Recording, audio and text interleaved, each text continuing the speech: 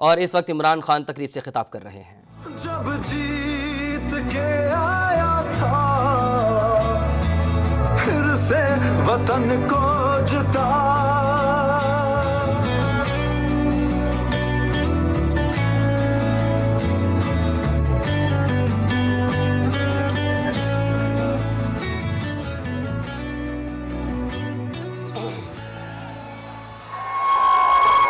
بسم اللہ الرحمن الرحیم۔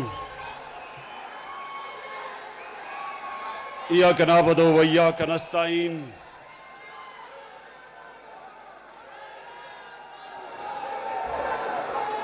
شکریہ شکریہ، بہت بہت شکریہ۔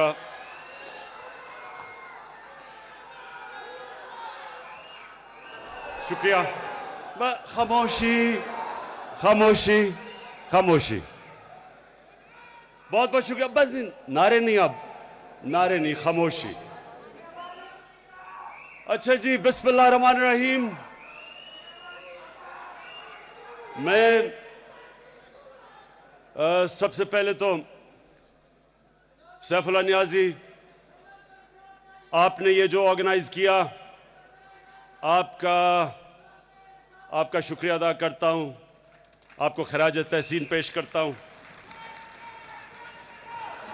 بس بس بس بس۔ اس کے بعد فیصل جاوید سینیٹر، آپ نے یہ جو فلم بنائی تھی ہماری تحریک انصاف کی 23 سال کی سٹرگل، میں اس کی بھی آج آپ کو خراج تحسین پیش کرتا ہوں۔ اور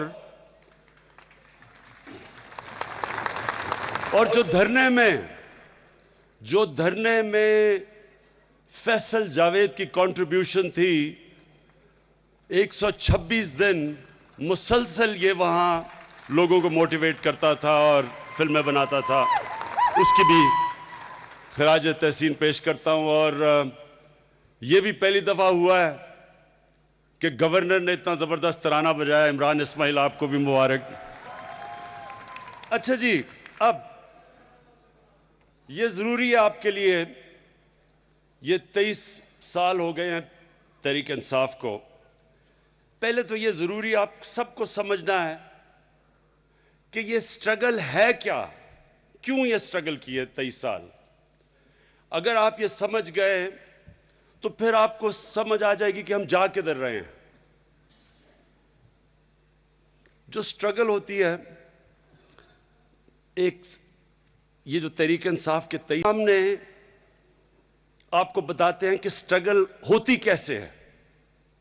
سٹرگل کبھی ایک سیدھی لائن میں نہیں ہوتی، سٹرگل کے اندر اونچ نیچ آتی ہے، اچھے وقت آتے ہیں، برے وقت آتے ہیں، لوگ دل چھوڑ جاتے ہیں، لوگ جو آپ کے ساتھ ہیں وہ پارٹی چھوڑ جاتے ہیں، کئی پھر واپس آ جاتے ہیں۔ لیکن سٹرگل کی پلیز ایک چیز یاد رکھنا کہ جو میرے لیے اور ہماری پارٹی کے لیے، خاموشی سے سنیں پلیز، ادھر اوپر خاموشی۔ دیکھیں، میں جب پالیٹکس میں آیا تھا تو میں وہ پاکستانی تھا جس کو کوئی پالیٹکس کوئی چیز نہیں دے سکتی تھی۔ اللہ اس کو پالیٹکس میں آنے سے پہلے سب کچھ دے چکا تھا، کسی چیز کی ضرورت نہیں تھی۔ اللہ نے نام، شہرت، عزت سب کچھ دے دی تھی، اور کچھ بھی نہ میں زندگی میں کرتا۔ 23 سال جب میں نے سٹرگل شروع کی تو صرف کرکٹ میں اتنا مکان اللہ نے دے دیا تھا کہ صرف کرکٹ کے اوپر بات چیت کر کے تو کبھی بھی کوئی کسی چیز کی مجھے کمی نہ ہوتی۔ میں صرف سیاست پہ اس لیے آیا کہ میرے اندر جب تبدیلی آئی، اور تبدیلی یہ تھی کہ میرے میں اللہ نے ایمان ڈال دیا۔ اب ایمان جب ایک انسان میں آتا ہے نا، قرآن کی ایک آیت ہے کہ ایمان والا انسان ایمان والے انسان کو پہچان لے گا۔ اس کی کیا پہچان ہوتی ہے؟ ایمان ایک انسان کو اپنی ذات سے باہر نکال دیتا ہے. اس کا مقصد اپنی ذات سے باہر نکل کے ایک بڑا مقصد سے خراب ہو جاتا ہے. That's what experts say.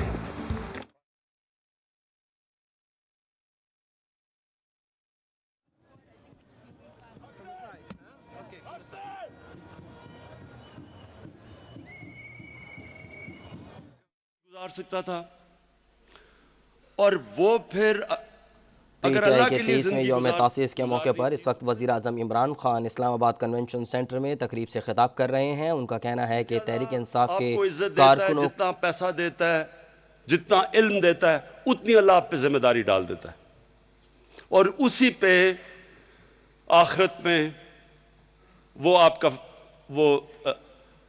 کا فیصلہ کرتا ہے.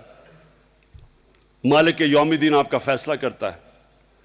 تو میں نے یہ سوچا کہ میرا ملک جو ایک وقت بڑی تیزی سے، جب ہم اسکول میں تھے، بڑی تیزی سے اوپر جا رہا تھا، تو ہم نے اپنی آنکھوں کے سامنے اس کو نیچے آتے دیکھا. یہ آپ صرف 1960 کی دہائی کے اندر آپ دیکھ لیں کہ پاکستان کے جو حکمران تھے وہ ملک سے باہر جاتے تھے، کس طرح ان کو عزت ملتی تھی. اور اب دیکھ لیتے، اور 74 کے اندر بھی ذوالفقار علی بھٹو اسلامک کانفرنس کرتا، سارے دنیا کے اسلامک لیڈر یہاں پاکستان آتے ہیں، تب تک بھی عزت تھی.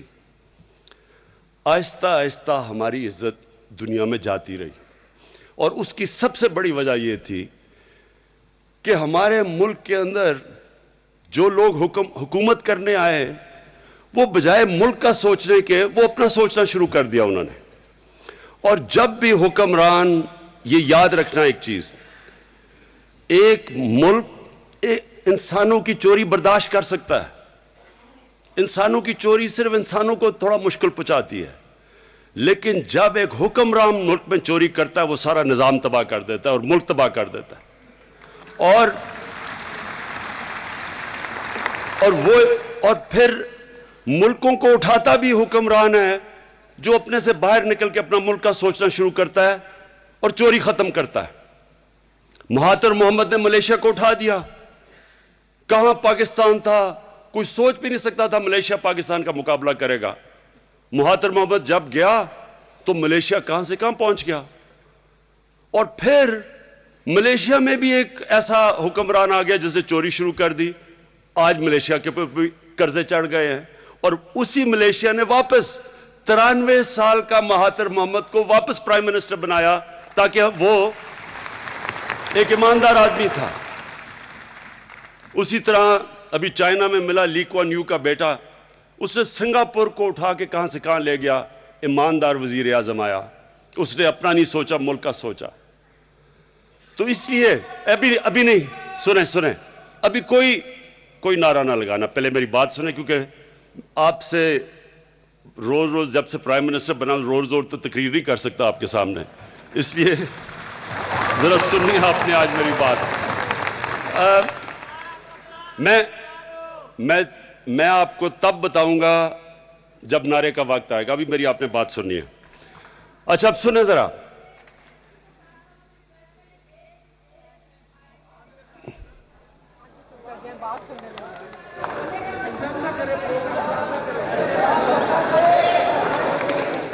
ابھی اتنا ڈسپلن نہیں آیا، آ جائے گا انشاءاللہ، فکر نہ کریں. اچھا جی، اچھا اب سنیں. تو جب میں سیاست میں آیا تو میرا کیا مقصد تھا، کیا نظریہ تھا؟ نظریہ وہی تھا جو ابھی سیف اللہ نیازی نے بات کی. دیکھیں، میں یہ سارے تحریک انصاف کے نوجوانوں کو صرف ایک چیز چاہتا ہوں کہ آپ ہمارے نبی صلی اللہ علیہ وسلم کی زندگی کو سٹڈی کریں. یہ بڑا ضروری ہے آپ کے لیے. میں انشاءاللہ سنڈے کو سٹون لینگ کروں گا سہاوا میں ایک یونیورسٹی کا، جس کا صرف 2 مقصد ہوں گے. جیلم ایک وہ سائنس اور ٹیکنالوجی پڑھائے گی یونیورسٹی، اور دوسری، اور یہ پرائیویٹ یونیورسٹی ہے، گورنمنٹ کا پیسہ نہیں خرچ ہو رہا اس پہ، اور دوسرا وہ نبی صلی اللہ علیہ وسلم کی زندگی کے اوپر ریسرچ کروا کے ہمارے لوگوں کو بتائے گی کہ ان کی زندگی تھی کیا.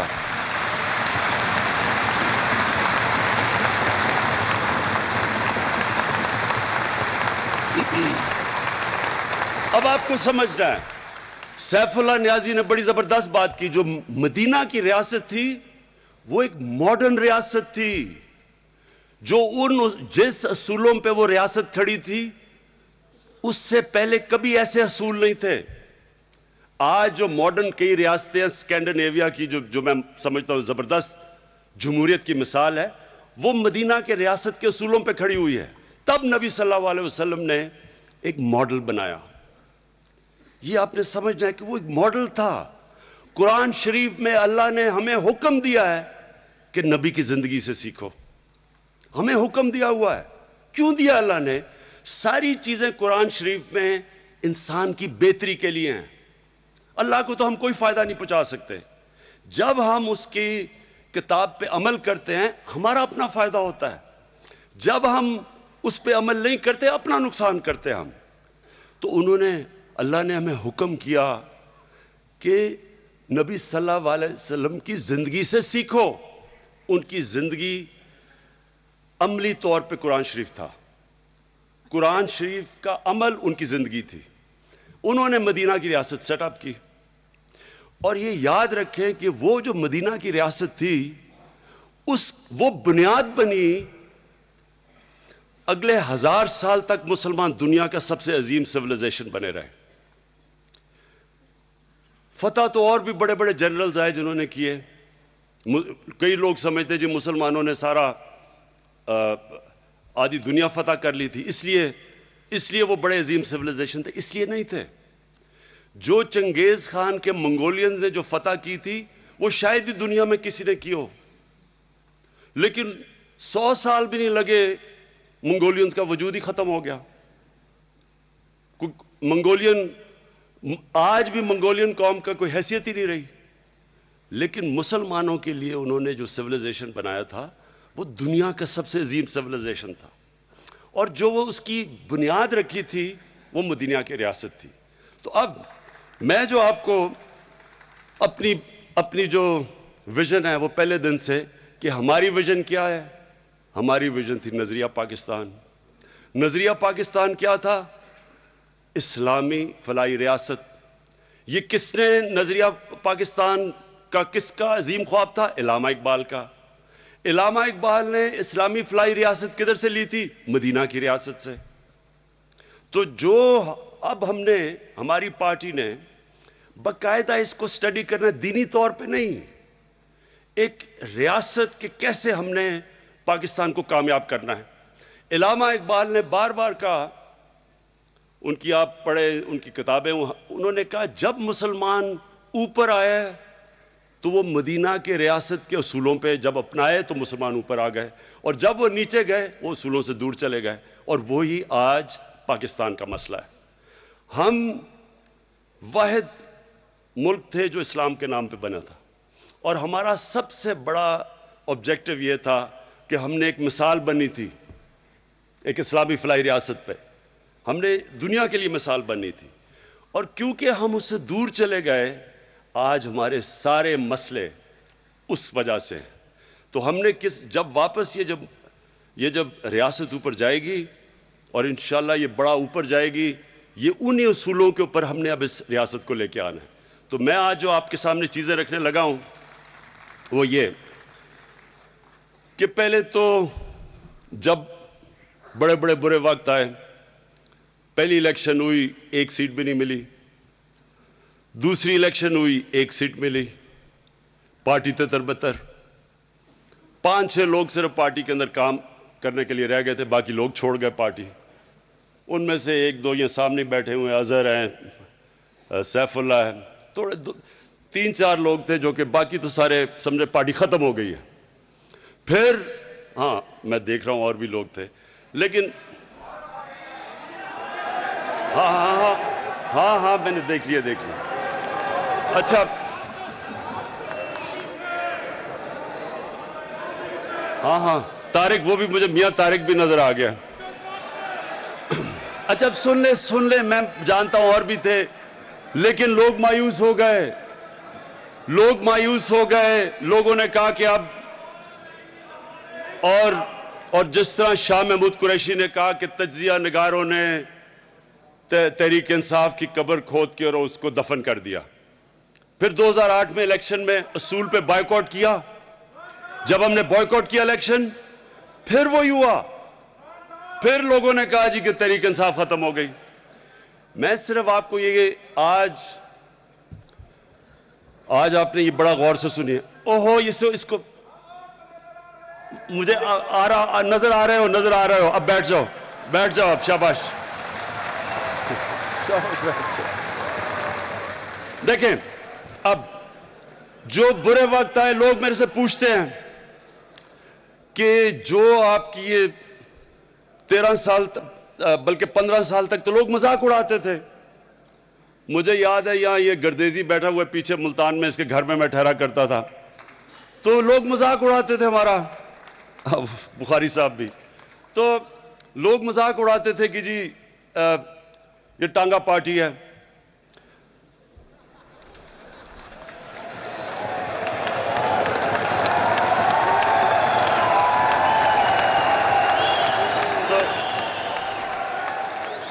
تو لوگ تو میرے سے اوہو بس اچھا، تو لوگوں نے سنے ابھی آپ سے بڑی باتیں کرنی ہیں. میں پھر سے آپ کو کہہ رہا ہوں، یہ موقع نہیں ملیں گے. پرائم منسٹر ہاؤس میں پھنسا ہوا باہر ہی نہیں نکل سکتا، اس لیے آج ذرا سن لیں میری باتیں. آج تو سنیں، تو لوگ جب پوچھتے تھے کہ آپ نے کیسے 15 سال تو کوئی سوچ بھی نہیں سکتا تھا کہ پارٹی کچھ بھی بن سکتی ہے. تو میں آپ کو سب کے سامنے رکھنا چاہتا ہوں کہ میرے صرف ایک رول ماڈل تھے، اور وہ تھے نبی صلی اللہ علیہ وسلم. 13 سال میں ہمیشہ یہ سوچتا تھا، کیونکہ قرآن نے ہمیں کیا ان کی زندگی سے سیکھو.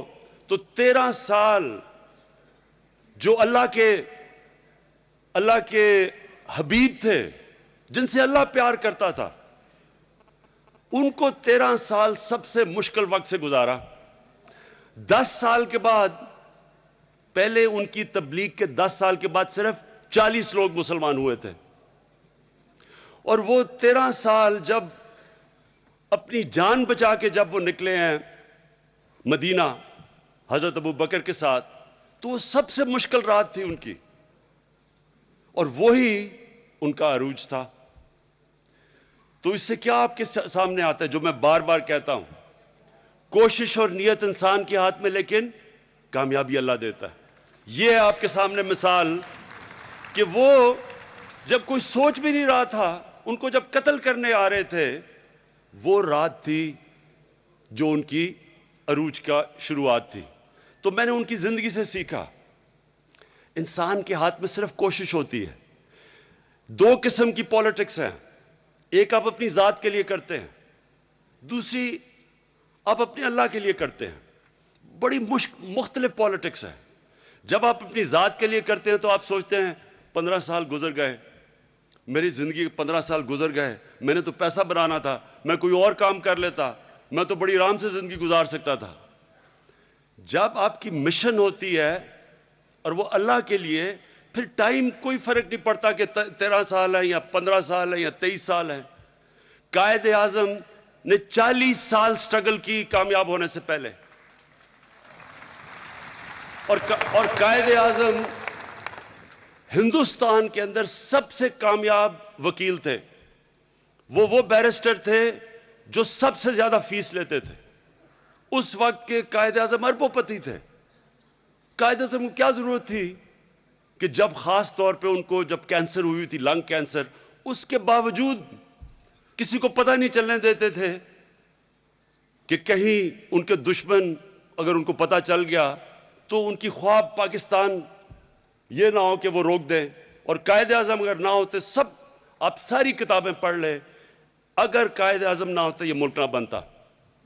تو قائد اعظم کا ایک آدمی جس کو کس سیاست کی ضرورت نہیں، سب سے کامیاب وکیل، کیوں وہ 40 سال سٹرگل کی؟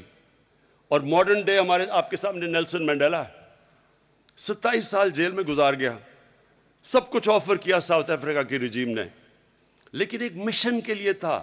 مشن بالکل فرق ہوتی ہے جب آپ ایک سیاست کو کریئر بناتے ہیں ذات کے لیے۔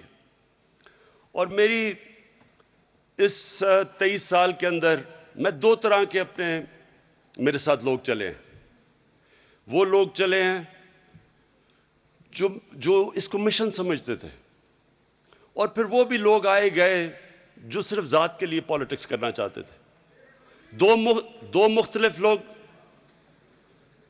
میں جن کی آج شاہ محمود نے بھی بات کی، میں بھی کرنا چاہتا ہوں کہ جو ٹیم پلیئر تھے، جو بڑے مقصد کے لیے پالیٹکس کر رہے تھے، میں دونوں کو آج پھر خراج تحسین پیش کرنا چاہتا ہوں، احسن رشید کو اور سلونی بخاری کو۔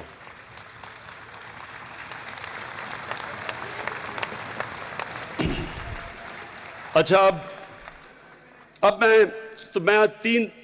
میری جو آج سے بات ہے، پہلے تو میں نے آپ کو صرف بیک گراؤنڈ دی کہ ہماری یہ سٹرگل یہ جو 23 سال کی ہے، پھر جو موجودہ حالات ہیں، اور پھر ہم کرنے کیا جا رہے ہیں، تاکہ اور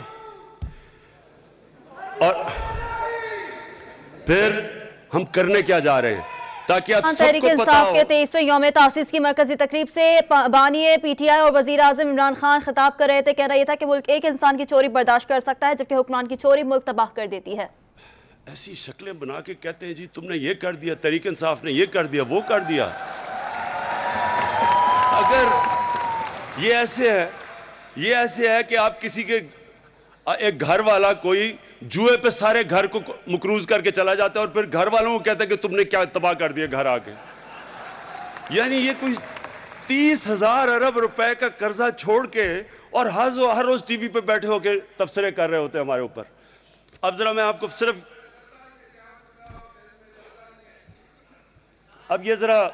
صرف آپ کے لیے تھوڑی فگرز تاکہ آپ دیکھ لیں کہ پاکستان میں، اچھا پھر جدھر جاؤ تحریک انصاف نے جی مہنگائی بہت کر دی، ادھر سے مولانا فضل الرحمان تیاری کر رہا ہے، ادھر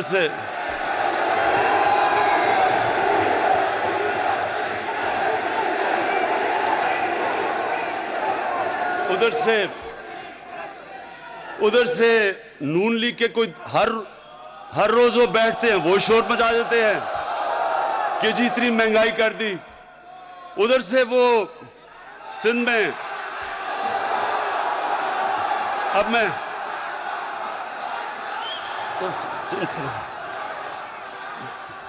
بلاول بھٹو صاحب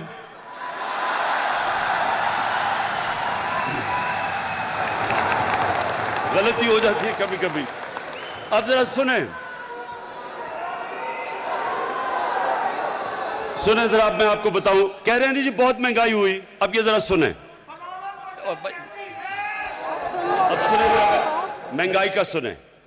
اس میں کوئی شک نہیں کہ اس وقت لوگ مشکل میں ہیں، اس میں کوئی شک نہیں، اس میں کوئی شک نہیں کہ مہنگائی ہے، ہم سب کو یہ احساس ہے۔ اور مجھے ابھی پٹرول کا، اب انٹرنیشنلی پٹرول تیل کی قیمت اوپر چلی گئی ہے،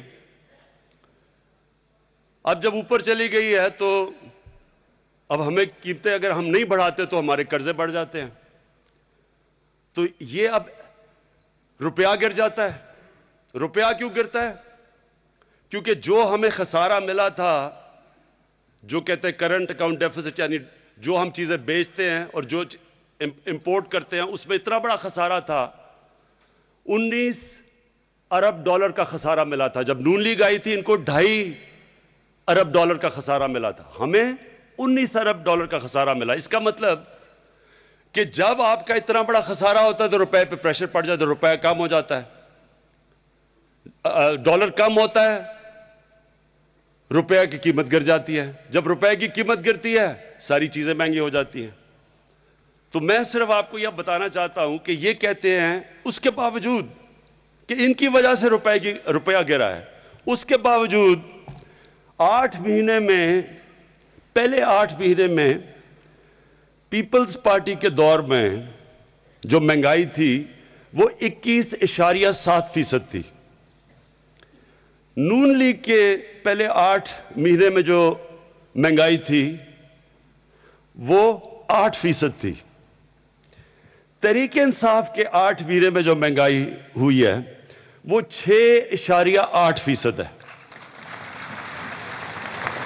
یہ آج کل آپ کے پاس موبائل فون ہے، اس سے آپ گوگل کر کے آپ کو پتہ چلوا سکتے ہیں کہ یہ جو میں کہہ رہا ہوں یہ ٹھیک ہے، یہ غلط ہے.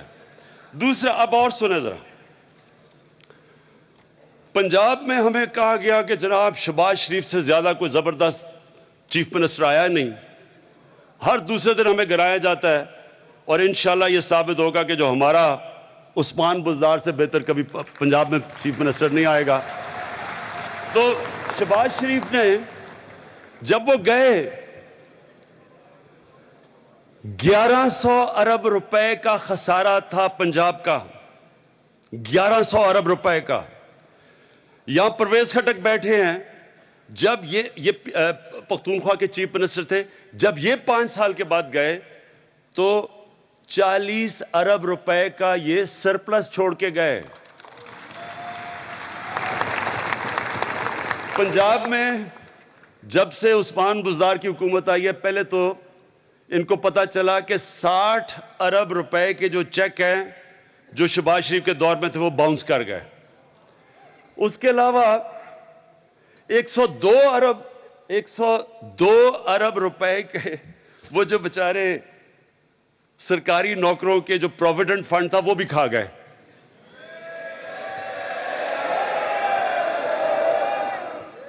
اچھا آگے آپ ذرا سن لیں کہ ہمیں تو ایسے ٹی وی پہ کہتے ہیں کہ جی دودھ کی نہریں ہی چھوڑ کے گئے تھے ہمارے لیے. پبلک سے بس اوہو جتنے پبلک سیکٹر کے آرگنائزیشنز تھیں 2013 میں جب نون لیگ آئی تھی تو ان کا خسارہ تھا 538 ارب روپے. یہ چیزیں نوٹ کر لیں تاکہ آپ کو پتہ چلے کہ کس طرح کا ہمیں پاکستان ملا تھا. 2018 میں جب ہمیں پاکستان ملا تو 538 ارب سے خسارہ پہنچ گیا تھا 1300 ارب روپے پہ. گیس کا کتنا خسارہ تھا جب ہم آئے؟ 150 ارب روپیہ.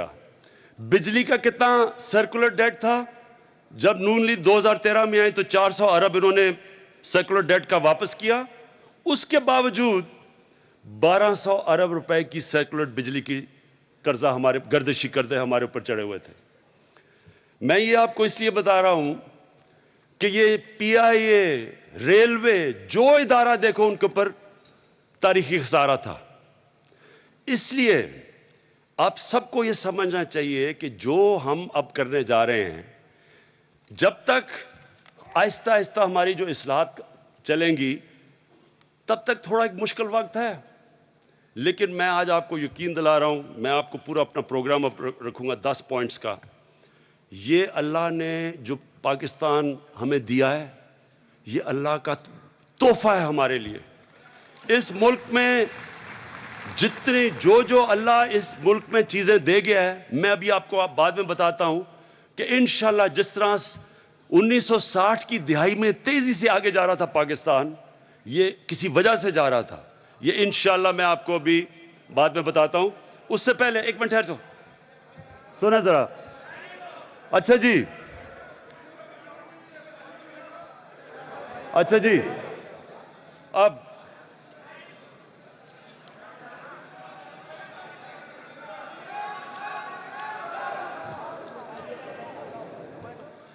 اب میں صرف اپنے پوائنٹس رکھنے سے پہلے یہ میں ختم کروں گا اپنی تقریر، جتنے بھی جو ہم آپ کرنے جا رہے ہیں. اس سے پہلے صرف میں آپ کو ایک اور چیز بتانا چاہتا ہوں. یہ ساری جماعتیں جمع ہوئی ہیں کہ جی حکومت فیل ہو گئی، مارچ کریں گے اسلام آباد میں. کس وجہ سے؟ مہنگائی ان کے دور میں زیادہ تھی. ہم نے تو ان کو کبھی نہیں کہا. ہم نے تو 1 سال جب ہم اسمبلی میں تھے ہمیں تو فرینڈلی اپوزیشن لوگ کہتے تھے. ہم نے صرف 4 حلقے مانگے تھے. ہم نے تو 1 سال کے بعد جب انہوں نے 4 حلقے نہیں کھولے تو اس کے بعد ہم نے مظاہرے کیے تھے اور پھر دھرنا دیا تھا. انہوں نے پہلے دن سے حکومت کے اوپر پہلے دن سے اسمبلی میں بھی شور مچا دیا, پہلے دن سے شروع کر دی گورنمنٹ فیل ہو گئی ہے, تجربہ نہیں ہے ان کو. ہر دوسرے دن ہم سنتے ہیں کہ جی اسلام آباد میں کے اوپر ہم عید کے بعد آ رہے ہیں. اب میں آپ کو بتاتا ہوں یہ کیوں ہے. اس کی وجہ یہ ہے کہ ان کو سمجھ آ گئی ہے کہ ہر روز ہمارے سامنے ان کے کرپشن کی چیزیں, کبھی ایف آئی اے نکال لیتی ہے, کبھی ہمیں باہر سے ہم اب ہماری جو باہر کے ملکوں سے ہمارے معاہدے ہوئے ہیں وہ ہمیں چیزیں بھیج رہے ہیں. ہمارے پاس نیا انفارمیشن آ رہا ہے. جو آج دنیا کے اندر اینٹی منی لانڈرنگ لاز ہیں, ساری دنیا سے آج پاکستان کو انفارمیشن مل رہا ہے. اور پاکستان, ان کو پتہ ہے کہ ایف بی آر کے پاس نیا انفارمیشن ہے, ایف آئی آر کے پاس ہے. ابھی پہلے تو ہمیں پتہ تھا کہ حدیبہ پیپر مل 90 کی دہائی کے اندر جدھر یہاں سے چوری کر کے پیسہ باہر, جس کو منی لانڈرنگ کہتے ہیں. منی لانڈرنگ آپ سب جانتے ہیں. منی لانڈرنگ اس لیے کرتے ہیں کہ ایک تو پیسہ چوری کیا, آپ چوری کر کے بینک میں رکھ نہیں سکتے کیونکہ سب کو پتہ چل جائے گا, لہٰذا اس پیسے کو باہر بھیجا جاتا ہے. جب آپ چوری کے پیسے کو باہر بھیجتے ہیں اس کو منی لانڈرنگ کہتے ہیں. اب جو حدیبہ پیپر مل تھا اس میں شریف خاندان کی 90 کی دہائی کی منی لانڈرنگ پکڑی گئی.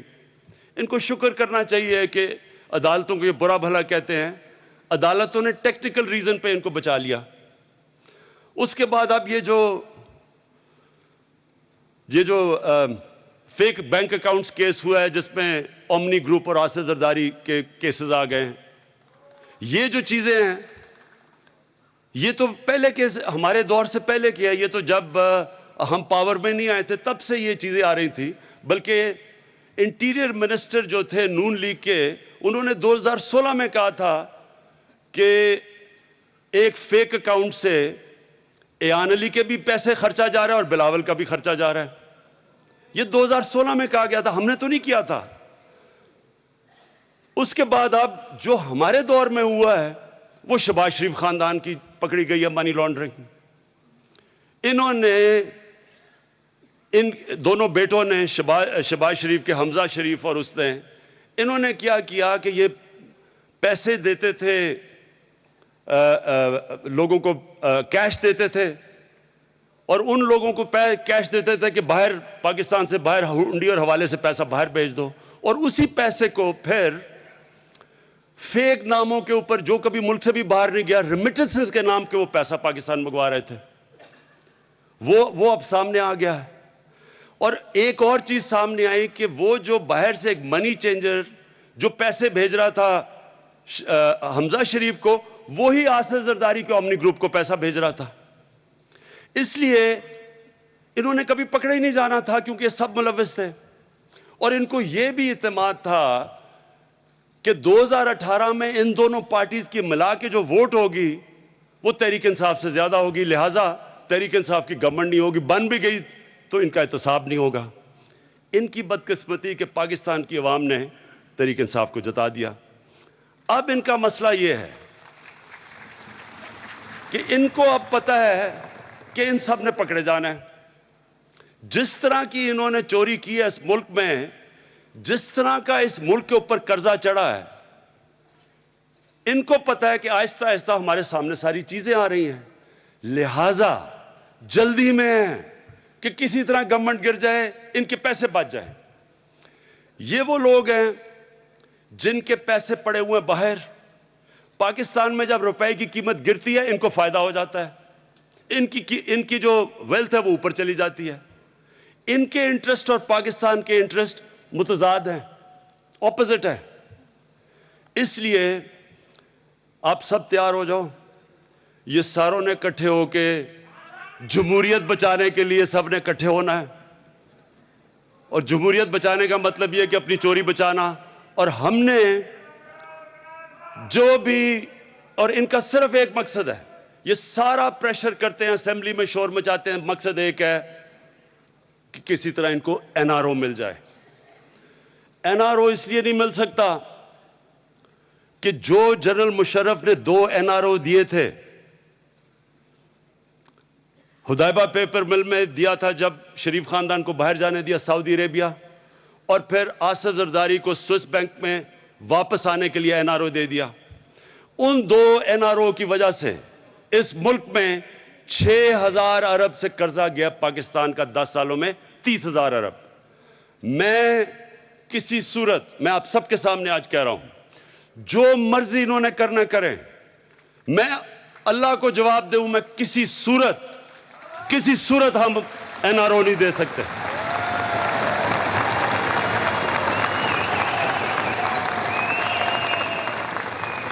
اور میں ایک اور بھی چیز کہنا چاہتا ہوں کہ عدالت میں کیس ہے.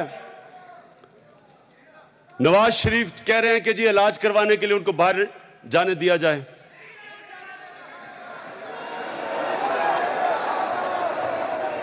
میں ایک سوال آج پوچھتا ہوں. سوال یہ کہ اگر ایک جیلوں کے اندر ایک کوئی عام آدمی ہوتا جس کو ایسی بیماری ہو جس کا پاکستان میں علاج نہ ہو، اور اگر وہ کہے تو پھر بھی انسان سوچ سکتا ہے. لیکن جو اس ملک میں کم از کم 24 سال پاور میں رہے ہوں، پہلے 12 سال میں ایک فیکٹری سے 30 فیکٹریاں بنا لی ہوں، پھر 2008 میں شہباز شریف کے خاندان نے آتے ساتھ ہی 11 کمپنیز بنا لی ہوں، وہ ایک ہاسپٹل نہیں بنا سکے جدھر ان کا یہاں علاج ہو سکے. وہ جو لوگ جیلوں میں ہیں پاکستان کے، کتنے لوگ جیلوں میں بیچارے مر جاتے ہیں، ان کا علاج نہیں ہوتا، تو کیا ان کا حق نہیں ہے باہر جانے کا؟ اور وہ واقعی کہہ سکتے ہیں اگر ملک میں ہسپتال نہیں، وہ تو اقتدار میں نہیں رہے، لیکن جو لوگ 22-23 سال اقتدار میں رہے ہوں اور ایک ہسپتال نہ بنا سکے ہوں، وہ اسحاق ڈار بھی باہر علاج کروانے کے بہانے ہیں، اس کے بیٹے بھی باہر، وہ شہباز شریف کا علاج باہر، وہ حمزہ شریف کی فیملی باہر، دماد وہ علی عمران وہ باہر علاج کروانے کے لیے. کسی کا کوئی ایسا ہسپتال نہیں پاکستان میں جو ان کا علاج ہو سکتا. اس لیے قانون، ایک نبی صلی اللہ علیہ وسلم کی حدیث کہ بڑی قومیں تباہ ہوئیں، انہوں نے کہا کہ بڑی قومیں تباہ ہوئیں جدھر ایک قانون طاقتور کے لیے اور دوسرا کمزور کے لیے. یہ ہے اصل مسئلہ ہمارا. ایک قانون ہے طاقتور کے لیے، وہ چوری بھی زیادہ کرے لیکن اس کو فیسلٹیز، دوسری طرف بیچارے غریب لوگ جیلوں میں. یہ ہے ہماری جنگ. جو نیا پاکستان بنے گا اور جو بننے جا رہا ہے، انشاءاللہ آپ دیکھیں گے کہ ہم نے ایک قانون لے کے آنا ہے طاقتور اور کمزور کے لیے.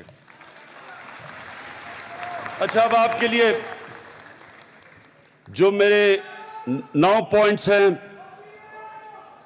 سب سے پہلے کیونکہ آج بس بن گیا ہوں وزیر اعظم. اچھا سنو،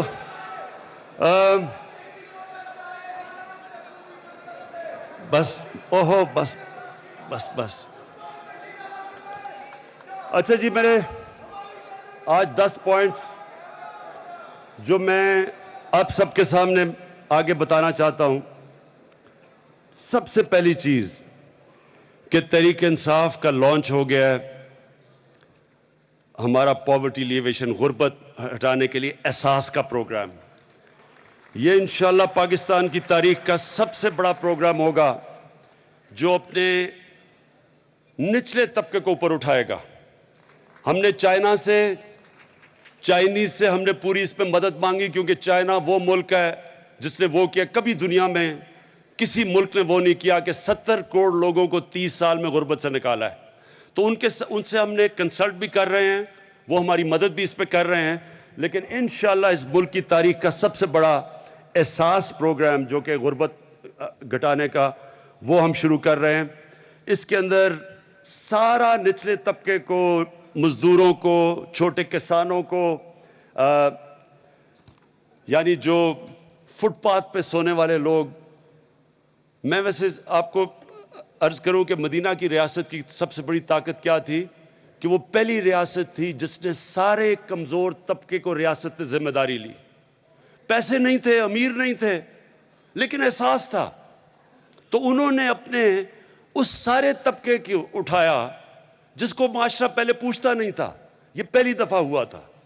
اس سے کیا ہوا کہ سارے انسانوں نے اس ریاست کو اون کیا. انہوں نے کہا یہ ہمارا ملک ہے, یہ ہماری ریاست ہے. مجھے یہ بتائیں کہ وہ جو فٹ پاتھ کے اوپر سوتا تھا, اس کے اوپر وہ سارا ڈیزل کا دھواں بھی آ رہا ہے, اس کے اوپر مٹی بھی آ رہی ہے, وہ جو سنیں اس کے لیے کیا پاکستان کا معنی رکھتا ہے؟ پاکستان اس کو کیوں وہ پاکستان کے لیے لڑے؟ جو اس کے لیے کچھ یہ بھی نہ کر سکے کہ سر پہ چھت اور اسے کھانا دے سکے. فٹ پاتھ پہ جو آدمی سوتا ہے اس کے لیے کیا رہ گیا پاکستان؟ کیوں وہ پاکستان کے لیے جب وقت آئے پاکستان کے لیے کھڑا ہو؟ نہیں ہوگا. ریاست کے لیے تب قوم کھڑی ہوتی ہے جب ریاست قوم کے ساتھ کھڑی ہوتی ہے, جب ریاست قوم کی بنیادی ضروریات پوری کرتی ہے, جب ریاست بلوچستان میں بھی کوئی رہ رہا ہو, کوئی اندرون سندھ میں ہو, کوئی فاٹا کے اندر جو برے حالات میں رہ رہا ہو, جب ہر انسان سمجھے گا نا کہ یہ میرا ملک ہے, یہ میری بنیادی ضروریات پوری کرے گا, تب وہ ملک کے ساتھ کھڑا ہوتا ہے. اور انشاءاللہ جو ہمارا پروگرام ہے احساس کا, یہ سارے نچلے طبقے کو انشاءاللہ اٹھائے گا. اس کے بعد ہمارا جو دوسرا پروگرام شروع ہو رہا ہے وہ ہے ہاؤسنگ کا. 50 لاکھ گھر انشاءاللہ ہم اب نے شروع کر دیا ہے. پرسوں میں اکاڑا میں جا رہا ہوں, کوئٹہ میں شروع کیا, اسلام آباد میں. سارے پاکستان میں اب ہم اس طبقے کے لیے گھر بنا رہے ہیں جس کے پاس پیسہ نہیں ہے, جس کے پاس کیش نہیں ہے, عام لوگوں کے لیے جو کبھی سوچ بھی نہیں سکتے تھے کہ سر پہ. تو ایک ہمارا وہ پروگرام شروع ہو رہا ہے. اس کے بعد ہمارا ٹورزم کا انشاءاللہ آپ دیکھیں گے کہ پاکستان ایک ٹورزم کا ہب بن جائے گا. یہاں جو اللہ نے ہمیں دیا ہے ریلیجس ٹورزم, ہمارے لیے پہاڑوں کے ٹورزم, دنیا میں ایسی جگہ نہیں ہے. لیکن میں یہ صرف آپ کو کہنا چاہتا ہوں کہ ہم ٹورزم پہلے بیرون ملک پاکستانیوں کو یہاں لے کے آئیں گے. ابھی بھی جو بیرون ملک پاکستانی ہیں وہ سب سے زیادہ پاکستان, اب آپ جائیں تو ہمارے ہوٹلوں میں ٹھہرے ہوتے ہیں ناردرن ایریاز میں. تو ہم نے بجائے فورنرز کو پہلے اپنے لوگوں کو پاکستان کے اندر ٹورزم کے لے کے آنا ہے, اور انشاءاللہ اسی سے ہم اتنا پیسہ بنا لیں گے کہ ہمارا یہ جو خسارہ ہے کرنٹ اکاؤنٹ ڈیفیسٹ وہ نہیں ہوگا. اس کے بعد ہمارا جو لوکل گورنمنٹ سسٹم ہے, جس کا میں مبارک دیتا ہوں پنجاب کو اور پختونخوا کو جو انہوں نے بل پاس کیا ہے, یہ زبردست سسٹم ہے. یہ سسٹم پہلی سارے تحریک انصاف کے کارکنوں نے آپ کو موقع ملا ہے ولیج کاؤنسلز کے الیکشن لڑنا, یہ زبردست چانس ہے آپ کے لیے. سارے نوجوان اس کے اندر جس طرح پختونخوا کے اندر لڑے تھے, یہ ایسا سسٹم ہے کہ ہمارے شہروں کو ٹھیک کرنے کے لیے پہلی دفعہ ایک سسٹم لے کے آئے ہیں. میں صرف آپ کو ایک مثال دے دوں کہ ابھی میں تہران گیا تو تہران کا بجٹ, سالانہ بجٹ 70 ارب روپیہ ہے, وہ تہران کے اوپر خرچ ہوتا ہے. اور سارا 70 ارب روپیہ تہران کی جو میٹروپولیٹن جو ان کی بلدیات ہے وہ خود اکٹھا کرتی ہے. کراچی کے اندر وہاں $500 ملین ہے, کراچی کے اندر $17 ملین اکٹھا ہوتا ہے, وہ تہران سے بڑا شہر ہے. لاہور میں $23 ملین اکٹھا ہوتا ہے, وہ بھی تہران سے بڑا ہے, کیونکہ بلدیاتی نظام نہیں کام کر رہا. یہ جو اب ہم بلدیاتی نظام لے کے آ رہے ہیں, انشاءاللہ یہ شہر خود اپنا پیسہ اکٹھا کریں گے. وہ پیسہ شہروں پہ اوپر خرچ ہوگا, شہروں کے پانی پہ, سیوریج سسٹم, جو بھی صفائی, یہ سارا تب ہوگا جب شہر میں کیپیسٹی ہو پیسہ اکٹھا کرنے کے لیے.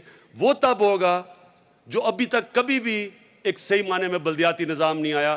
یہ جو پختونخوا کے اندر پنجاب میں الیکشن یہ جو قانون پاس ہوا ہے, انشاءاللہ زبردست ہمارا لوکل گورنمنٹ سسٹم آ رہا ہے. اس کے بعد ہمارا جو زرعی اصلاحات ہیں, ایگریکلچر, اس کے لیے ہم نے پورا پروگرام بنایا ہے. میں بڑی یہ جو میں ابھی چائنا سے ہو کے آیا ہوں، مجھے بڑی خوشی ہوئی کہ چائنا نے سی پیک کے اندر اب پوری طرح شامل کر لیا ہے ہماری ایگریکلچر، یعنی ہمارا جو زرعی جو ٹیکنالوجی کی جو ہمیں ضرورت ہے. صرف آپ کو ایک چیز بتا دوں کہ ہم زمین سے مثلاً اگر 10 من نکالتے ہیں 1 ایکڑ سے، چائنیز ٹیکنالوجی ادھر سے 30 من نکالتی ہے. تو آپ یہ سوچ لیں کہ اگر ہم ان کی ٹیکنالوجی یہاں لے آئیں تو 1 سال کے اندر ہی ہماری پیداوار کہاں سے کہاں پہنچ جائے گی، سارے دیہات میں خوشحالی آ جائے گی. تو یہ انشاءاللہ ہماری بہت بڑی کامیابی ہوئی ہے. چائنا نے پوری طرح ہماری مدد کری ہے ہمارے ایگریکلچر سیکٹر کے اندر. اس کے بعد چائنا سے ہم نے ایک اور بھی کام کروا لیا ہے کہ وہ ان کی جو ٹاپ یونیورسٹی ہے، جو 6 سبجیکٹس ہیں جو کہ آپ فیوچر ہے، I T, information technology future ہے، اس کے اندر اب جو آرٹیفیشل انٹیلیجنس ہے، یہ نئی چیز آ گئی ہے. تو اس سے ہم نے چائنا سے پوری مدد مانگی ہے. وہ اب ہماری انشاءاللہ یہ جو یونیورسٹی ہم بنا رہے ہیں پرائم منسٹر ہاؤس میں، اس کے اندر وہ پوری طرح ہماری مدد، پاک چائنا یونیورسٹی بنے گی، ٹیکنالوجی پوری ہمارے اس میں ٹرانسفر کریں گے.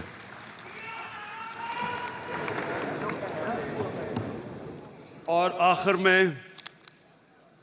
میں ہیلتھ کارڈز، آخر میں اب سب نے، آپ نے پاکستان میں سب نے دعا کرنی ہے. آج جا کے ساروں نے 2 نفل پڑھنے ہیں کیونکہ 2 ہفتے رہ گئے ہیں. تقریباً وہ جو ہماری آف شور ڈرلنگ ہو رہی ہے، ایگزون کر رہا ہے گیس کے لیے، وہ تقریباً اب پہنچ گیا ہے اور 2 ہفتے میں پتہ چل جائے گا کہ اس میں سے کتنی گیس نکل رہی ہے. میرا ایمان یہ ہے کہ انشاءاللہ اس میں سے بڑا ذخیرہ نکلے گا گیس کا اور وہ کہتے ہیں کہ اگر اتنی گیس جتنی وہ سمجھتے ہیں نکل گئی تو اگلے 50 سال تک پاکستان کے گیس کے مسئلے حل ہو جائیں گے. میں اب سب کا شکریہ ادا کرتا ہوں اور سب کو میں یہ کہنا چاہتا ہوں کہ انشاءاللہ پاکستان یہ جو ملک کے اندر ایک مشکل وقت ہے، انشاءاللہ اس سے نکلیں گے اور یہ ملک اس کے بعد سارے خطے میں سب سے تیزی سے ترقی کرے گا. پاکستان زندہ باد. اچھا جی، اب ہم نے قرارداد جو ہے پی ٹی آئی کے 23ویں یوم تاسیس کے موقع پر وزیراعظم عمران خان اسلام آباد کنونشن سینٹر میں کارکنان سے خطاب کر رہے تھے. اس موقع پر انہوں نے کہا کہ تحریک انصاف کے کارکنوں کو خراج تحسین پیش کرتا ہوں. پی ٹی آئی کی 23 سال کی جدوجہد سمجھنے کی ضرورت ہے.